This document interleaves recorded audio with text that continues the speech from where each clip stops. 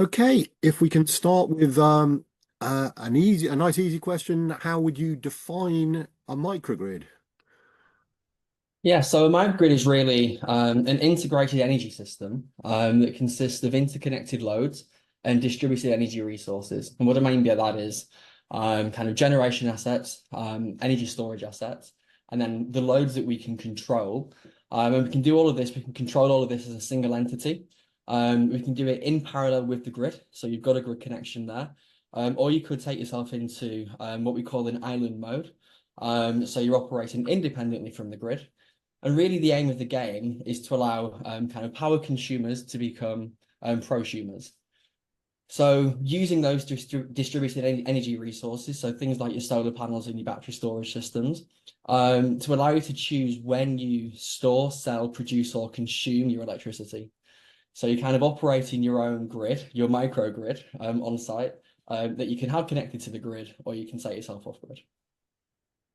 Okay, and in terms of the main benefits of deploying a microgrid, I'm thinking there must be something around energy cost savings, uh, potentially you're improving energy resilience or your independence from the grid, and also sustainability. I guess it's a more sustainable, potentially a more sustainable way of consuming power. Just your thoughts as to those benefits and any others.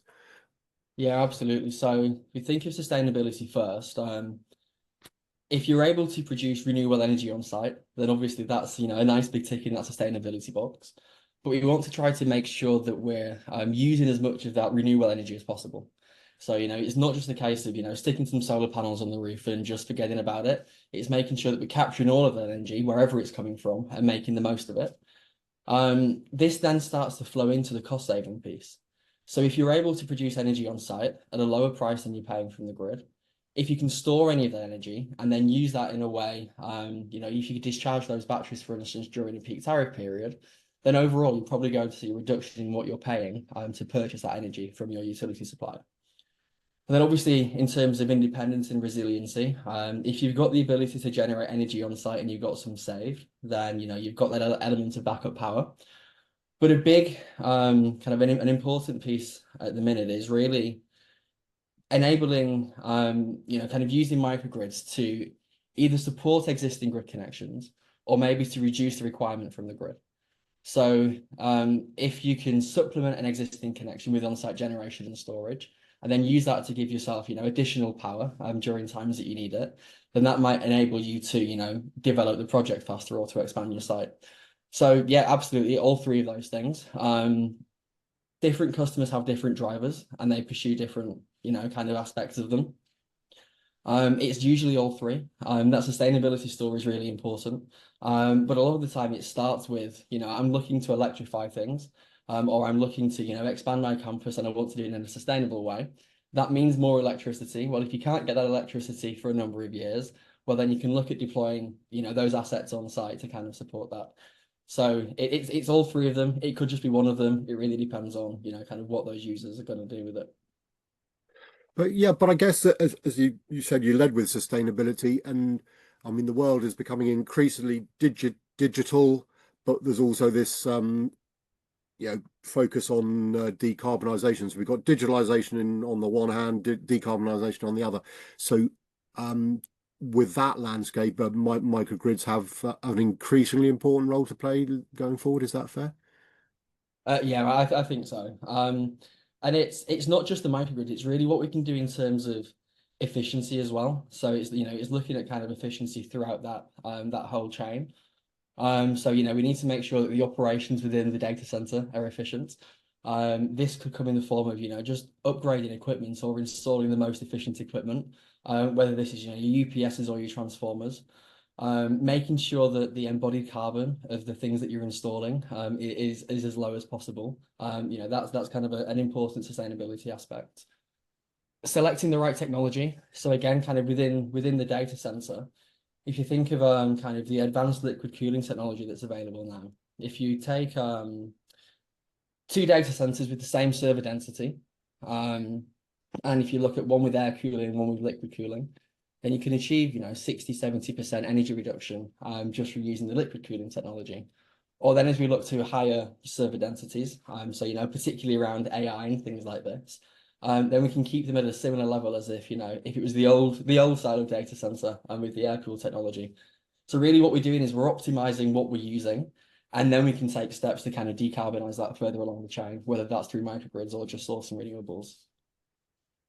Yeah, and the mention of the topic of the day, AI there, how much more sort of pressure is again that there's the hype and the reality, and I expect everyone has their slightly different views to, how big will be this AI boom, but just your thoughts as to how much more pressure AI will be putting on data center power infrastructure, and therefore why microgrids might, yeah, again become more important in a sort of scenario where more and more power is required, and there maybe aren't the grid resources to provide all of that.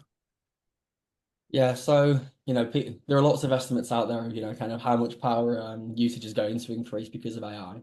As I mentioned, kind of making sure that we're as efficient as possible is going to be hugely important, but also kind of decoupling your operation from that energy supply.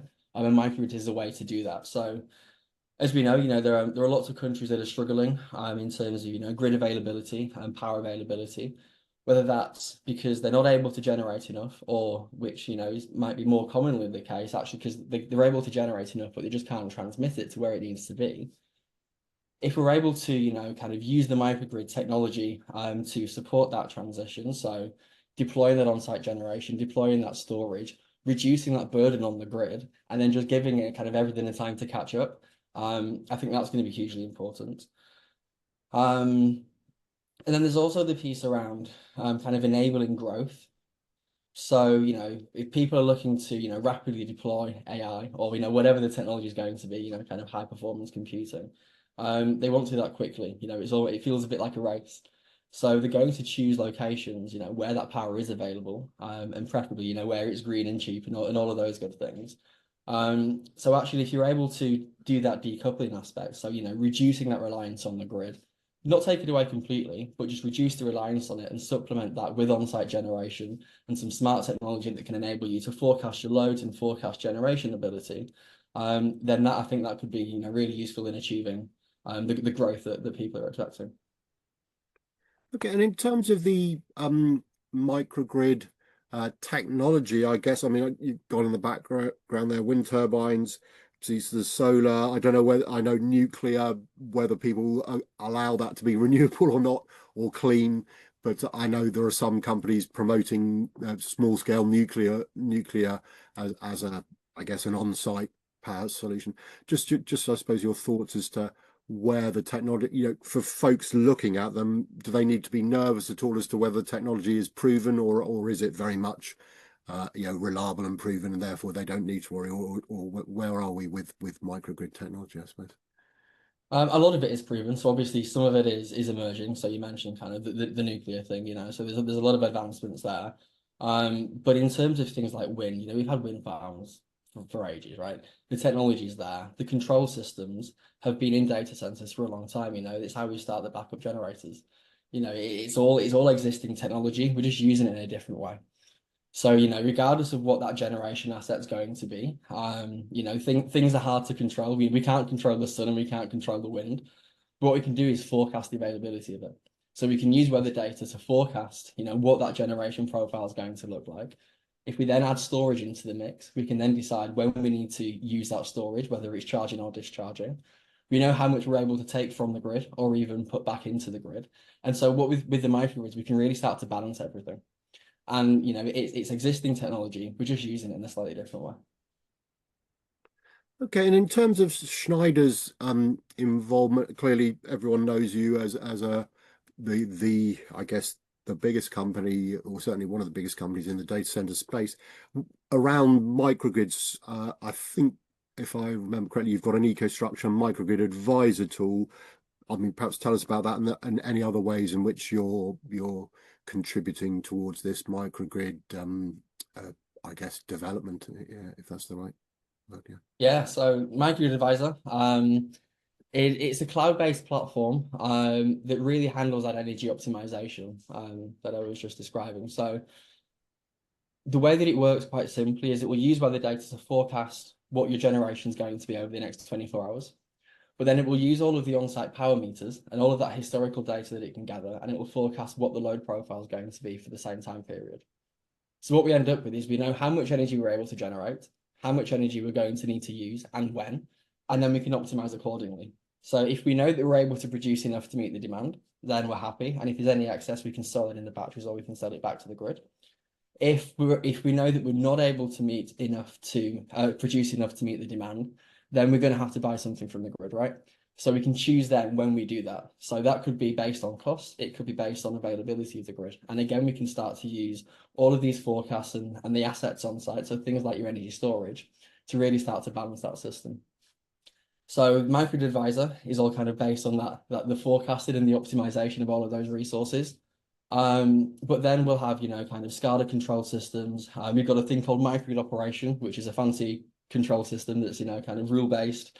And this will capture things in real time. So we can't just rely on the forecast. We're going to have the additional layers of protection so that, if we need to start a backup genset, or if we need to do these other things, maybe turn on a fuel cell, or, when do we discharge and charge the batteries, that's going to be happening on site. So there's a combination. So we can do, with the cloud compute, we can run all of these models to optimize everything. But then you still got your on-site control systems that are really going to do that coordination piece.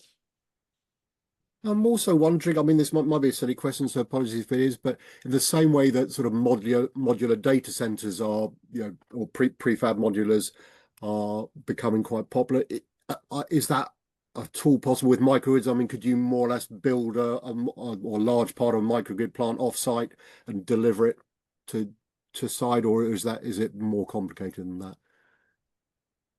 Yes and no. I think it is more complicated than that. A lot of so really the key components is your generation assets, your storage assets, and then kind of your switchgear and the controls. So if we know what's going to be connected, we can do a lot of work offsite in terms of writing the software and doing that pre-commissioning offsite. But then when it comes to actually deploying and that on-site commissioning, we're going to have those generation resources connected. So there's a lot we can do on the front end in terms of getting things ready, but then you're still going to have that element of site work as you connect these on-site resources. But it's interesting you mention kind of the modular data centers, because I think one of the nice things about AI, if you will, is that we're not so reliant on the location of them. So for certain use cases, it doesn't have to be in the city of London. It could be closer to the source of energy. So whether that's deploying an on-site microgrid or just putting the data center next to or closer to a local resource, whether that's a wind farm or whatever it's going to be, and then using the microgrid again for all of that balancing, we can then start to kind of change the location of where we're putting these things. And again, that can be a form of grid support. So if we're able to decouple the data center from the grid location, so maybe there's not a huge amount of availability in a certain region, but you don't need to be in that region, you just need to have the compute resource available, then we can start to choose where we're putting them. And again, it's just making kind of better use of all of those energy resources that we've got. Yeah, and I guess to that point as well, the fact that microgrids are also enable the use of waste heat for whether it's district heating or I guess co-located industry. To your point there, that plays to that point. So choosing a location where clearly you want to choose a location for the primary reasons why you want a data center there, but one of the nice additions, if you like, is the fact that you can locate it near, whether it's a school, or public buildings, or on an industrial estate. But just your thoughts as to the potential for microgrids as sort of waste heat reuse suppliers, if that's the right phrase. Yeah, absolutely. So yeah, you're right. Let's not just plonk them anywhere. Let's make sure there's a purpose for them. But we can be careful in where we choose for that. So as you said, maybe there's a school or hospital or an industrial use case for that heat. If we're able to use the microgrid to enable us to move the data center, then we can move the data center to a location where everything's going to be captured and used. So that could be waste heat, straight from the data center. But it could also be, from generation assets. So unfortunately, solar panels probably aren't going to power all of the data centers just yet. We need a huge amount of area of solar for the data center. So we could be looking at fuel cell technology or CHP using biomethane or whatever the fuel source is going to be. So we can still use green fuels. But in that process, there's going to be a lot of heat on the generation side as well. So what we can do is we can start to capture that heat, and then, as you said, put that into a district heating system, or put it into an industrial process, and kind of enable them to start to decarbonize. Okay, so I suppose the big question again, it's perhaps a bit unfair to ask, but in terms of the potential for microgrids as to sort of where they are now in the data center industry and where you think they could become, whether it's to the end of this decade or further on, just your thoughts as to how common they will, can we imagine that virtually every data center that has enough space next to it will have a microgrid because it makes sense, or just your thoughts as to how the market might develop. Yeah, I mean, you could argue that all data centers are already microgrids because you've already got that on-site generation for the backup purposes. In terms of how microgrids, kind of the onset is going to develop, I don't know. I hope I hope it really takes off, and I can see it doing so. But I think the growth is really, or maybe it's kind of enabling the growth of data centers, taking away some of those limitations around the grid and availability of power. So, where projects might be stalled for a period of time until grid reinforcement works have happened, or we can, make some power available in a certain location. I think the microgrid's actually going to enable growth in that sense, rather than kind of data centers, kind of enabling the growth of microgrids. Although I suppose I mean, just occurred to me with the build out of the edge, and again, can have a separate conversation as to what an edge data center is, if you like, what size it is. But with this sort of second stage of AI, the inferencing and applications out there, and the edge may be growing, would microgrids potentially make sense in that, where we're talking more smaller data centers in less, say, centralized locations, big cities, as you mentioned, so would building a microgrid to augment whatever power supply was available there, would that make sense? So you could maybe have, as you say, solar panels. You wouldn't necessarily need vast amounts of solar panels or wind power to support them. Just is that a potential expand area for expansion? Yeah, absolutely. And one of the things with microgrids, or maybe the traditional grid, everything was quite centralized power station that was going to, kind of down the big cable to supply homes and businesses and everything else. We were really good at supplying power to, large cities and towns, not so great at getting it to rural locations. But now if you look at, so the wind farm in my background, that's going to be a rural use case. But still, we're trying to get the power back into the cities. Well, actually, if we don't need to be in the city for the data center because we're able to, use the microgrid, we can then start to, kind of move away. So yeah, I really see, well, exactly what you said, microgrids kind of enabling that transition. On the smaller side, yes, it's easier to build the smaller ones in terms of, you don't need as much land. But also, there are ways that we can do it, so we can, with back to the supplementing the grid. So, if it's a larger data center, then it could be a case of supplementing the grid with the on-site resources. So there's a case of both of them. And I'm not sure, what the future holds in terms of, is it going to be huge kind of AI data center campuses or lots of small ones? Might be a combination of both. And I think microgrids have got a role to play in both of those cases. Yeah, and I'm bearing in mind the predicted expansion of the data center industry, whether it's purely for these AI factories or just the digital world continues to expand, and the potential shortfall of power availability. Again, you can read different statistics, but there is a suggestion that at some point data center capacity and power availability will not match. In that potential scenario, I guess again, microgrids have a very critical role to play in potentially augmenting whatever power can be got to the data center. Oh, clearly, a data center needs a reliable source of power, but bearing in mind this scenario where there might be more sort of brownouts, blackouts, whatever you want to call them, is it a good idea for data center owner operators to investigate microgrids as a sort of backup? They've obviously, as you say, got their backup generators, but a sort of larger scale power backup. Does that make any sense? Yeah, so I think so. If like the grid today, there's renewables becoming more and more prevalent. So there's I don't know the exact numbers, but a large amount of the power that we use, from the centralized grid is coming from renewables. So they are still intermittent resources, but actually that's in the grid anyway. So if you were able to, kind of put that onto your data center site, but then use the microgrid technology with all of the forecasting and the AI predictives, then I think so. You're always going to have that backup power, regardless of if you've got your grid connection or not. We could have more power sources if we go down the route of microgrid. You can have kind of almost direct control over those sources, whether that's solar, wind, CHP, whatever it's going to be, and your grid connection. I'm not saying do over grid connections completely. So I think that it's just about finding the balance. Does that kind of answer your question? Yeah, it does. Yeah, and I apologize. I mean, I've taken a lot of your time, and I've asked you a lot of, I won't say obscure questions, but questions that fascinate me. And you've given some tremendous insights into microgrids and their potential in the data center industry. And it's a fast-moving situation, so I'm sure there'll be more to come. But at least for now, David, thank you so much for your time. Thank you. Yeah, thank you.